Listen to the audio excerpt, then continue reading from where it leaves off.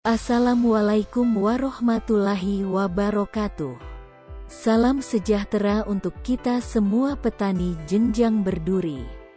Petani sawit melayangkan surat terbuka untuk Presiden RI Joko Widodo yang berisi beberapa permintaan.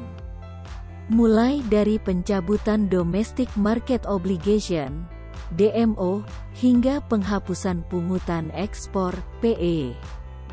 Surat ini disampaikan oleh Asosiasi Petani Kelapa Sawit Indonesia, APKasindo, kepada Presiden RI Joko Widodo pada Kamis, tanggal 14 Juli tahun 2022. Dalam surat tersebut, APKasindo menyampaikan 5 saran kepada pemerintah demi keberlanjutan kesejahteraan para petani dan buruh sawit. Bapak Presiden yang terhormat, berdasarkan poin dasar dan pembahasan di atas, maka perlu dilakukan langkah strategis kebijakan dalam upaya percepatan menyeimbangkan antara ketersediaan, kebutuhan dan keterjangkauan minyak goreng dengan tata kelola perkelapa sawitan Indonesia sebagai berikut, tulis APKasindo dalam surat tersebut.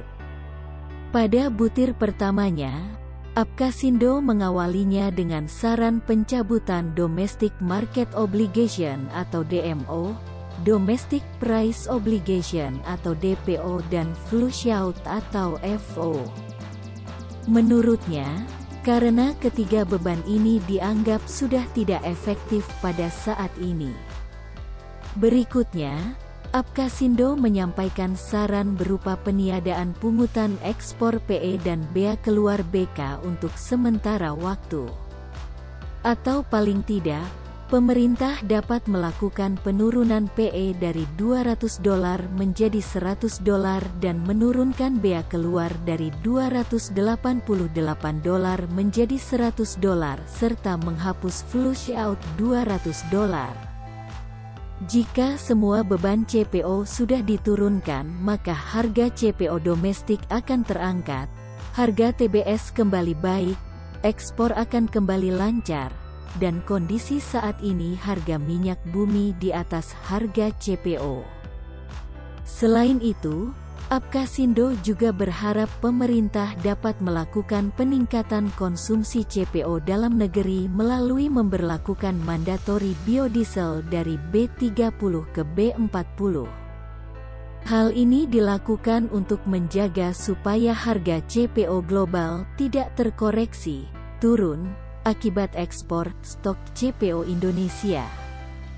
Supaya ketersediaan CPO dalam negeri yang diperkirakan mencapai 7 juta ton bisa segera terserap paling tidak 3 juta ton untuk peningkatan dari B30 ke B40, tulis APKasindo. Lebih lanjut pada butir berikutnya, APKasindo juga meminta Kementerian Perdagangan, Kementerian Pertanian dan Kementerian BUMN melakukan pengawasan melekat kepada kantor pemasaran bersama, KPBN.